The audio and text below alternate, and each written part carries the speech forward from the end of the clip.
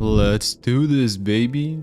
Since Attack on Titan Season 30, Part 40, Episode 3 is coming out very soon, I want to take a glimpse into the past and revisit some of the best scenes that Attack on Titan has given us and give my reaction to them. By the way, I was talking about the last special that's coming out on November 5th, I believe, so it's very close. It's about a month away, so I'm really excited. The moments I selected are just my personal ones that I was astonished by. In my opinion, there are so many to choose from in the show. I'll be having the seasons and the episode numbers for all of the footage that I've been showing. I am so excited about this one, man. Let's do it. Starting off, watching the first episode's conclusion was so fucked up. I did not think that something this catastrophic was gonna happen to the main character so early on. Humanity living in the walls, oppressed, was already enough for me. Then seeing Eren's mom dying was so sad. This moment right here would be the moment that decides Eren's fate and fighting to take back humanity's freedom and avenge the death of his mom and his fallen people. When I saw this for the first time,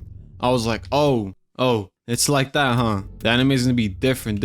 Oh my gosh, man. I vividly remember where, how, who, what, when, where I was doing watching this one, man. It's so funny. So, some of my friends were over at my house and we were all watching Attack on Titan since I had just started. So I believe this is the Battle of Trost. And in this episode, something happened that made me lose my shit. I was walking to get water from the kitchen for my friends, but I stopped right in front of my TV because I see Eren getting upset that one of his comrades died. So he chases after the Titan that committed the sin. And as he's flying with his ODM gear, he gets his leg eaten from a Titan below, causing him to eat shit on some of the rooftops. Armin is losing his marbles, seeing all of his comrades get eaten, and he is motionless. He then gets picked up by a Titan and gets tossed into the mouth of the Titan to be devoured.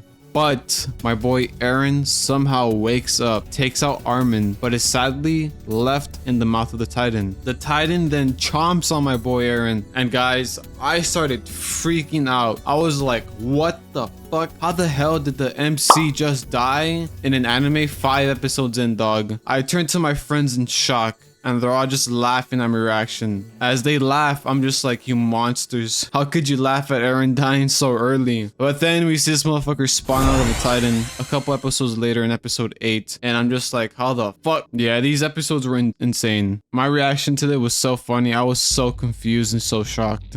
Dude, oh my, don't get me started. This episode pissed me off so much. Not anything towards the story or how the enemy was going, but because this bitch pissed me off. The rage I remember having seeing Annie laugh at Eren, Armin, and Mikasa was so much. I was ready to hop into ODM gear and go kill her myself. I'd probably fucking die, but you know what I mean. In all seriousness, this reveal was crazy to me. And the fact that the Scout Regiment and government said it was okay to plotting a possible attack with the female Titan in the walls in that same day, having to evacuate citizens on the spot. Wow, just fucking ambitious by the Scout Regiment. And huge props to them. Crazy reveal, and I'll never forget my anger. And side note, screw you, Annie, disrespectfully. This was a crazy review and it was amazing. That's how you know the show is doing what it's supposed to do, when it's making you feel all these emotions, like how I was feeling the anger for Annie in this episode.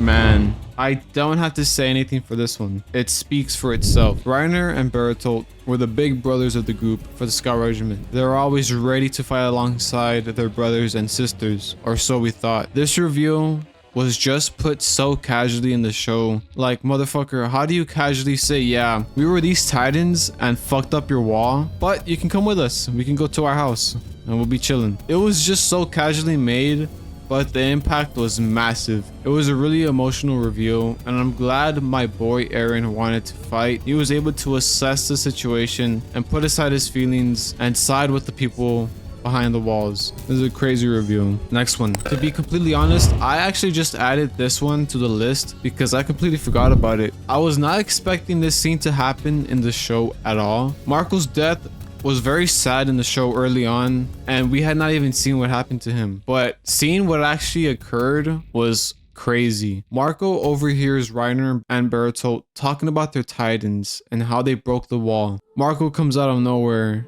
and this leaves Reiner and Bertolt shocked that they were caught talking about it. And Marco says that it was probably a joke, right? That they're messing around. Reiner and Bertolt don't respond. Marco leaves immediately, telling him, let's go and continue the mission, trying to rub it off. But Marco connects the dots and realizes Reiner and Bertolt have powers like Eren. It was too late to reach the Scout Regiment and tell him this new information. Reiner, Bertolt, and Annie strip his ODM gear and leave him to die to a Titan. What I find most disturbing about this scene is that Marco did not even get to negotiate with his comrades, quote unquote. He died not knowing why his close friends were leaving him to die, calling him the filthy race. He never knew anything of anything. One thing that I saw was that I think Marco could have jumped through the window and escaped the Titan. He was in so much shock at what was happening to him that he couldn't even react. He easily could have jumped through the window as they were all leaving in their ODM gear, ran through the house and escaped the Titan and them. He could have hidden, but didn't happen. Also, I believe this is where Reiner creates a split personality disorder here, because Bertolt was so shocked that Reiner said, why was Marco dying in front of them, when he was the one that decided Marco should die. We see all three Marley soldiers watch their comrade, friend, and enemy get eaten alive. It was a cool sight to see what actually happened to Marco. Levi versus the Beast Titan. Well, more like Levi violating the absolute fuck out of this beast. He stood absolutely no chance in this fight. I love every single slash that Levi made on this motherfucker. The way Levi points out that what happened to all the laughing and fun he was having throwing rocks at his comrades as he is slicing him up was so satisfying. It was a bittersweet event due to the fact that Levi clapped this man's cheeks, but all of Levi's comrades died for him to do it. Then the fucking car Titan comes out and takes his vegetable ass away. That pissed me off. But overall, I wouldn't even say best fights. One of the best violations in Attack on Titan, and I would say anime history. Sasha dying was really fucking sad, man. I remember I was so hyped that the Scout Regiment and Eren declared war in such an epic way, and everything was going to plan. I was like, hell yeah, screw you, Marley. Then this little shitter named Gabby comes along and kills Sasha. I was so sad, man. The voice actors' performances when they announced and realized Sasha has passed away was so impactful, and it was a reminder of the dire situation the characters are constantly in. R.I.P. Potato Girl.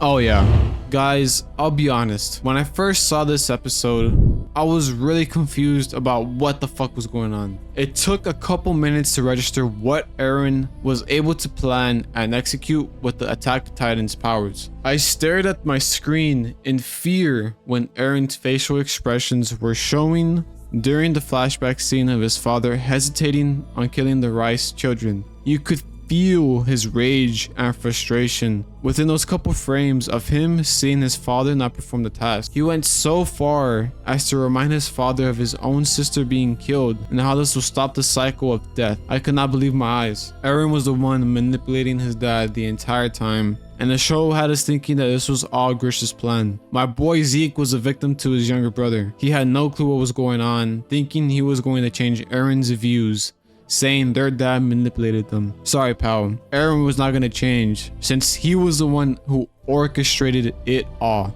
This scene right here when his dad leaves the cave in guilt to what he did, crying to Eren that he killed the children and he got the founding, to show him some sign that his actions will be worth it in the end, as he sees his eldest son Zeke holding him in tears, regretting the past of trying to make him a soldier, trying to warn him to stop his brother, all while Eren is watching it all play out, knowing he has won. What a damn episode. This is gonna be the last one, guys. The power Eren has. But when I say power, I do not mean physical or the time travel power of the Attack Titan. I mean the power to communicate with poor Ymir. To get her to help him was a cherry on top. Ymir, who has been a slave her whole life, and in that state they are in, never trying to fend for herself, finally breaks, letting Eren get power to the founding Titan and cause havoc to the world. Honestly, I did not think she was going to listen to Eren because she has been in that mindset of being a slave for so long. The face Ymir makes was so damn emotional. Thousands of years of trauma coming down on her, man. And in hope, Eren can make it right. Again, I'm sorry, Zeke, but you were not going to win against my boy Eren. Then Eren speaks to the subjects of Ymir, saying he was able to succeed and start the rumbling in a very disturbing way. I was in shock that Eren was able to get what he wanted with all the sacrificing he had done. If you guys made it this far into the video, guys, thank you so much for watching. It really means a lot. Subscribe, like, comment if you enjoyed. And I cannot wait till the last special comes out. I'll be doing my thoughts and reaction on it, so make sure to stay tuned in for that. But yeah, guys, I'll catch you on the next one, man. Have a great day, and peace.